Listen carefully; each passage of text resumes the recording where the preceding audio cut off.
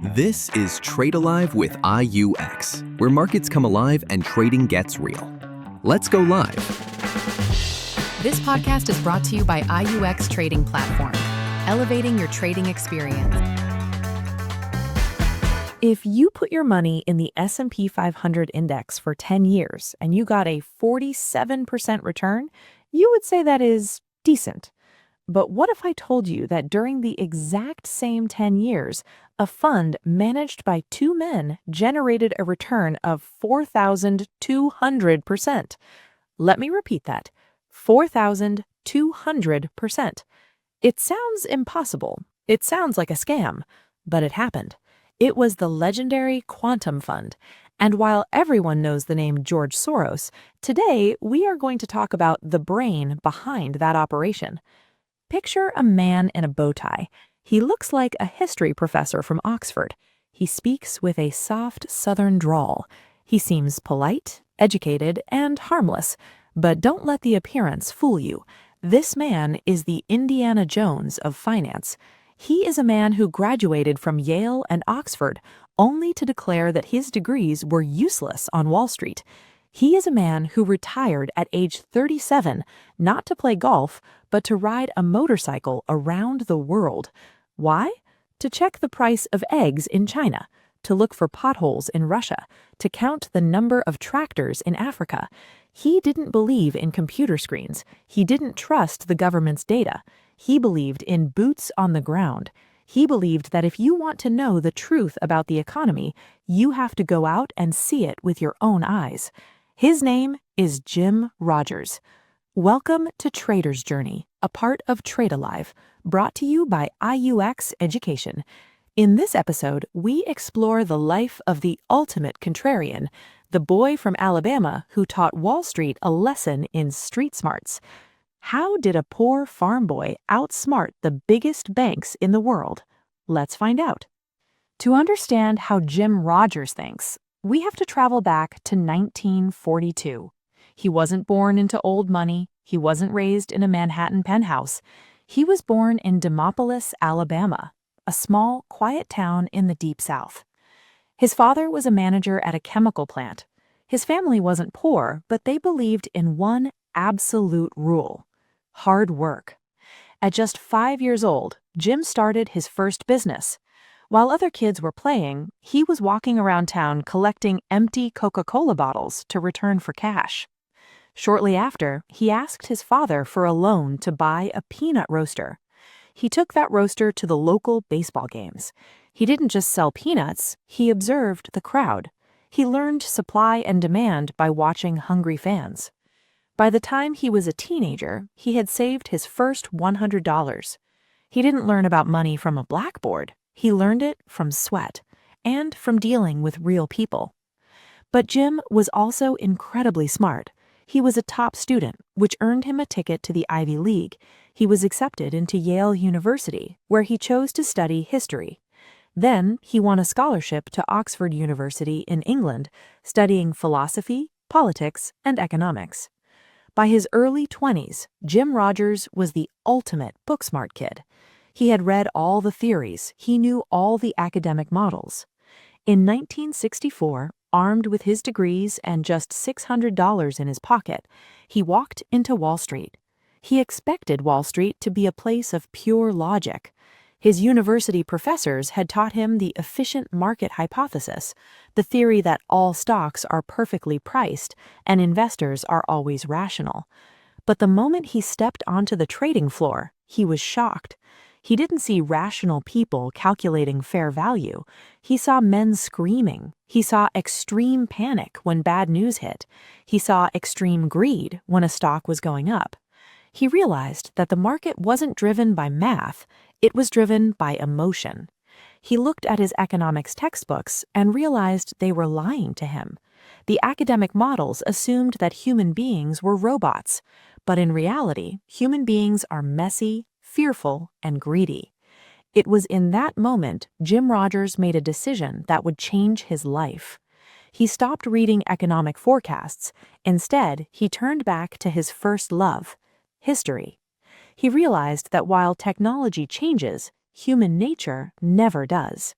Financial crises, wars, inflation, and bubbles, they had all happened before, over and over.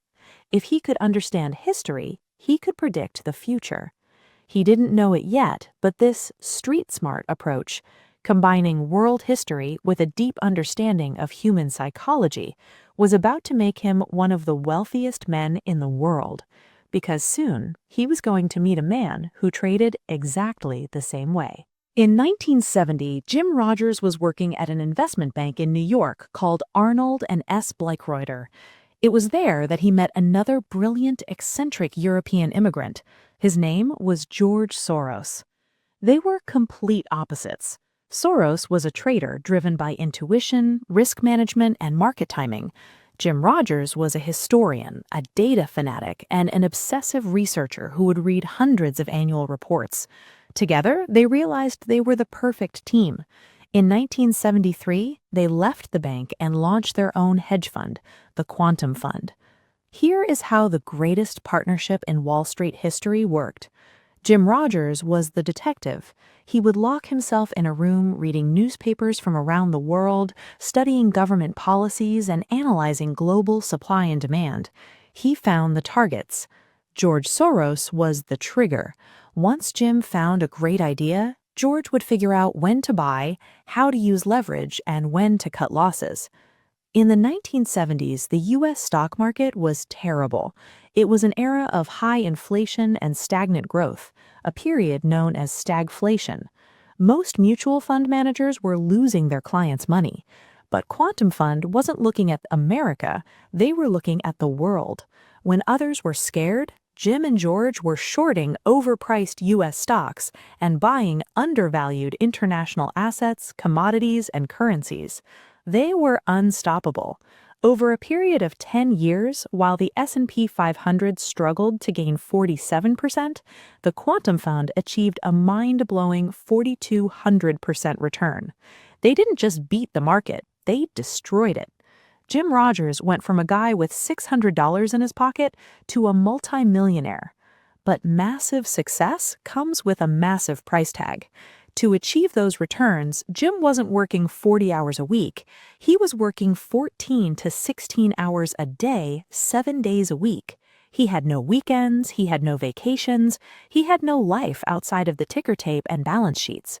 He was waking up in the middle of the night to check the European markets. He was rich, but he was a prisoner. By 1980, Jim Rogers was 37 years old. He had amassed a personal fortune of around $14 million. He sat in his office, looked at the screens, and asked himself a simple question. Why am I doing this? Am I going to die at this desk? He realized that money is only valuable if it buys you freedom. And right now, Wall Street owned him. So he did the unthinkable.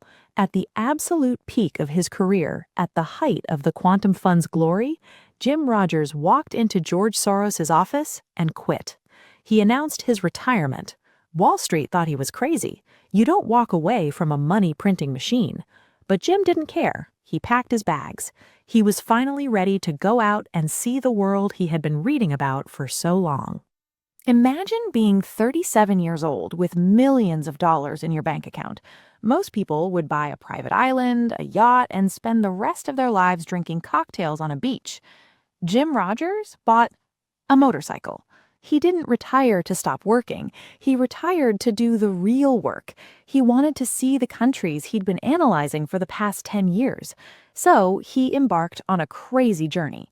He rode his motorcycle across 6 continents, covering more than 100,000 miles. He went through deserts, war zones, and communist territories. The media called him the investment biker. But Jim wasn't just a tourist. He was proving a theory. He believed that Wall Street analysts were blind because they only looked at numbers on a screen. Jim's strategy was called boots on the ground. Instead of reading the Wall Street Journal, he looked at the real world.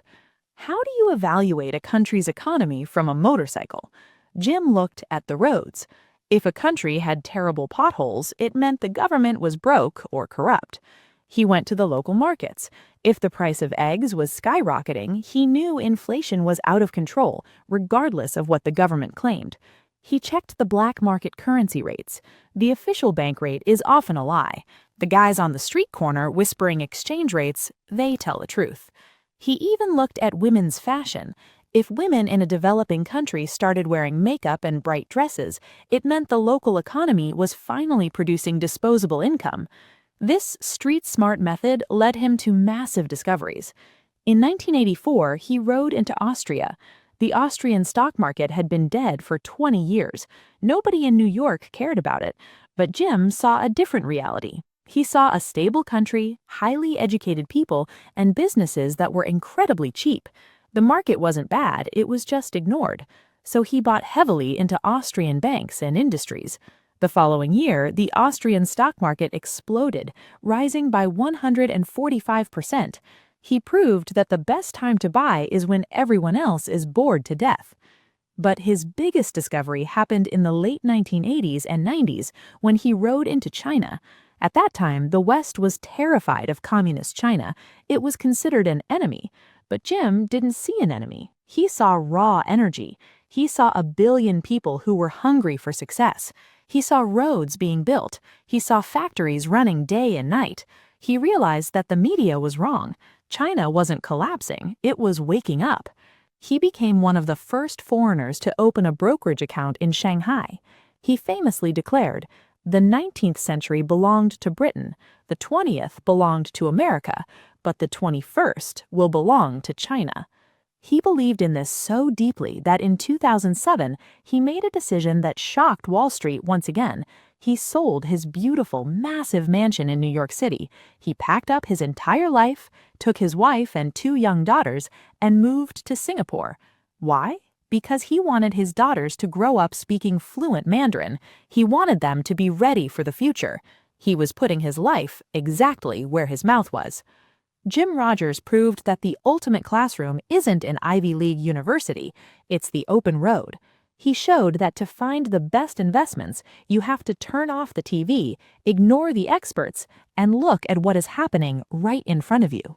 So, what can we learn from the boy from Alabama who beat Wall Street? But before we break down his specific rules, we have to look at how Jim Rogers developed this mindset. His greatest edge wasn't his Ivy League degrees, it was his willingness to unlearn. He entered Wall Street full of academic theories, but the moment he faced the chaos of the market, he accepted a harsh truth. The textbooks were wrong. Wall Street was an echo chamber. Everyone was reading the exact same reports and staring at the exact same screens. To beat them, Jim knew he had to completely rewire his brain. His self-development didn't come from reading more financial models. It came from exposing himself to raw reality. He transformed himself from a traditional analyst into a global observer.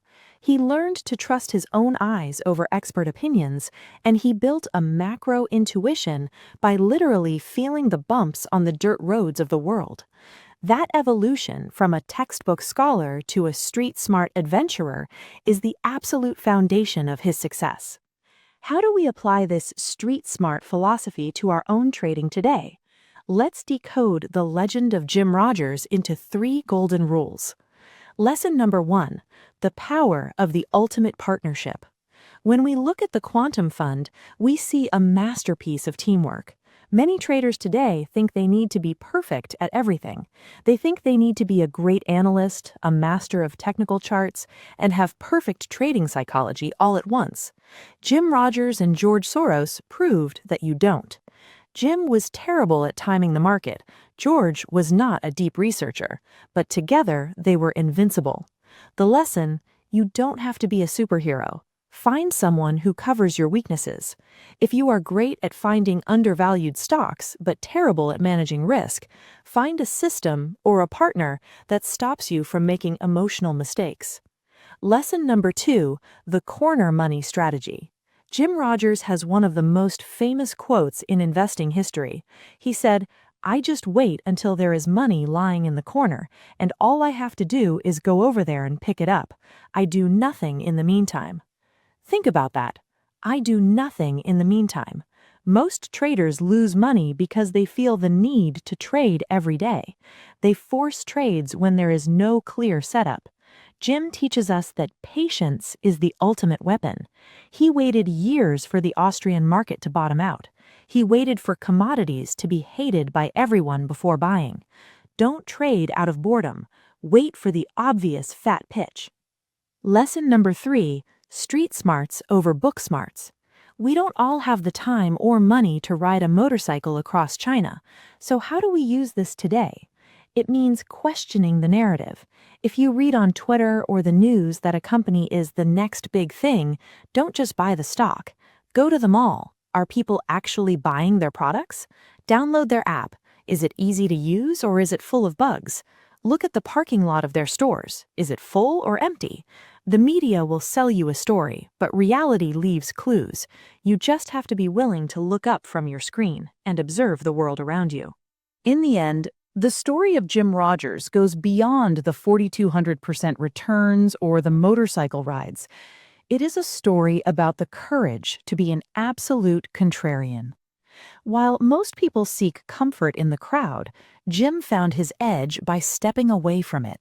He proved that the greatest asset a trader can possess is not a complex algorithm, it is an independent mind. He didn't care if Wall Street elites laughed at his bow tie. He didn't care if people called him crazy for selling his New York mansion and moving to Asia. He didn't just back his convictions with his money, he backed it with his entire life. The financial markets are incredibly loud. Every day there will be experts telling you what to buy and algorithms trying to trigger your fear. But true wealth and true freedom belong to those who can tune out that noise. As you continue your own trading journey, ask yourself, do you have the courage to stand alone when the crowd is wrong? Do you trust your own compass? The boy from Alabama did, and it made all the difference.